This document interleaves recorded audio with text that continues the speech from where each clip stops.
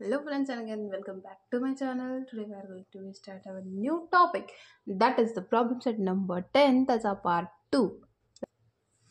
Let's see the example that is आता ह्याच्यामध्ये आपल्याला फक्त 3 एक्झाम्पल सॉल्व करायचे आहे. That is प्रश्न असा आहे, Suyash bought that is 2 of 1/2 kilogram of the sugar and Ashish bought 3 of 1/2 kilogram. How much sugar did they buy altogether? If the sugar cost is 32 rupees per kilogram, how much did they spend on the sugar they bought? Suyash नावाचा एक मुलगा होता. त्याने 2/1/2 म्हणजे जवळपास 2.5 kilo साखर अशी विकत घेतली. आणि आशिष नावाचा मुलगा होता, त्याने 3/1/2 म्हणजे 3.5 किलोग्राम साखर विकत घेतली. तर त्यांनी विचारलं दोघांनी मिळून साखरेवर किती पैसे खर्च केले जर 1 किलोची शुगर कॉस्ट 32 रुपये असेल. ओके, आय होप प्रश्न कळाला असेल. याच्यामध्ये ना प्रश्न कळणं गरजेचं असतं आणि जेव्हा प्रश्न कळतो तेव्हा त्याला सॉल्व करणं सोपं असतं. So let's start it. That is Suyash bought. त्याने किती घेतली? 2/1/2 किलोग्राम. ठीक आहे. And Ashish bought that is 3/1/2 kilogram of the sugar. Both get, दोघांची मिळून किती साखर झाली आपण ते बघूया. 2/1/2 plus 3/1/2 that is equal to, आता हे simple addition of the mix fraction आहे. याच्यामध्ये आपण काय केलं होतं, 2 plus 3 plus in another bracket 1/2 plus 1/2. ठीक आहे, यांचं ॲडिशन केलं होतं. 2 3 आणि 2 5 plus as it is and this is the way that is I think 1 plus 1 that is 2/2 that is 5 plus 2 1 2 2 1 2 इथं 1 झाला and that is 6 kg.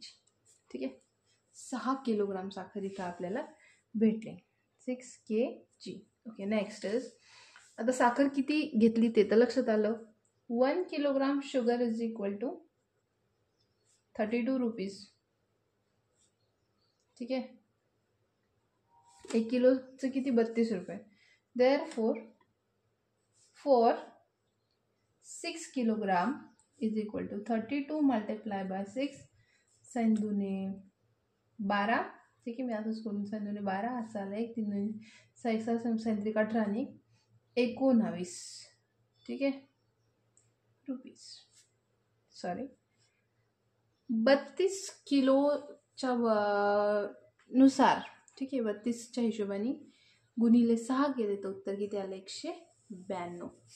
Therefore complete answer कसं येईल याचं? कम्प्लीट आन्सर असं येईल,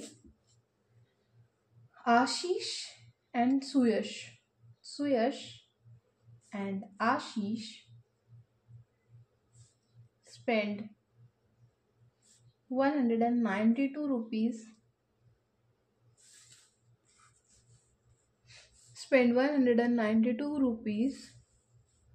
on sugar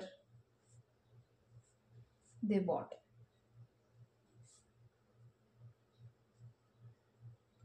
This is the way, simple.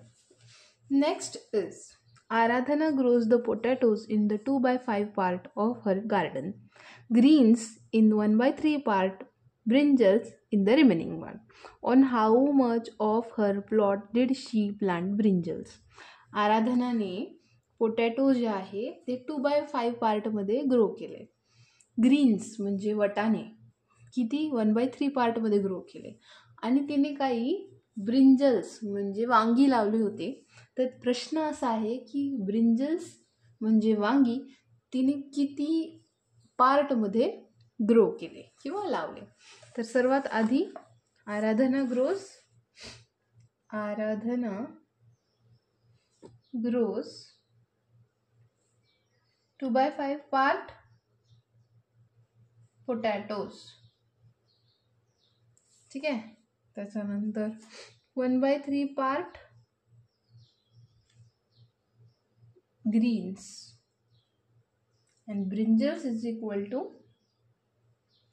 Find out. तर आता याच्यामध्ये काय करायचं आहे, इट इज व्हेरी सिम्पल. याच्यामध्ये आपल्याला फक्त एवढं लक्षात घ्यायचं आहे की ग्रीन्स आणि brinjals is equal two plus brinjals नाही, ग्रीन्स आणि दॅट इज पोटॅटोज यांचं आधी ॲडिशन करून घ्या.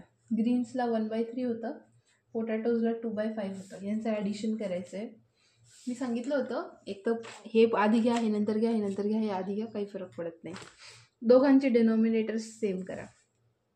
1 इंटू समथिंग 3 इंटू वॉटच प्लस 2/5 मल्टिप्लाय असा सापडायचा आहे नंबर, ज्याने इथं आणि इथं काय येईल, सेम नंबर येईल. मी 5ने इकडं मल्टिप्लाय करणार खालीवरी, 3ने मल्टिप्लाय करणार खालीवरी.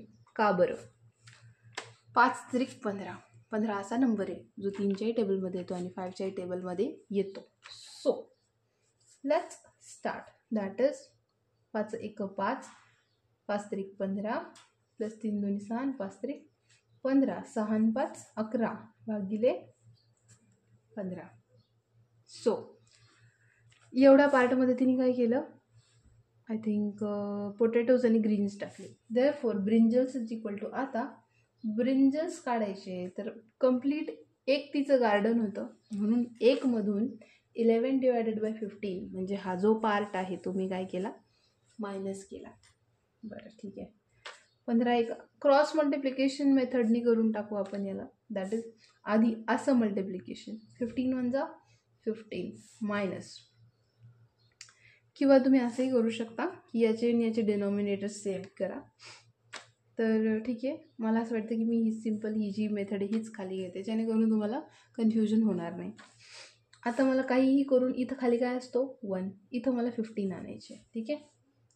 1 multiply by 15 divided by 1 multiply by what 15. का बरं असं केलं? कारण की मला डिनॉमिनेटर्स काय करायचे होते, सेम करायचे होते यांचे आणि यांचे. तर 15 हे 1च्या टेबलमध्ये येतं, 15 1 15, म्हणून मी इथं 15ने 1ला मल्टिप्लाय केलं. The answer is 1 into 15 that is 15 divided by 15 minus 11 divided by 15.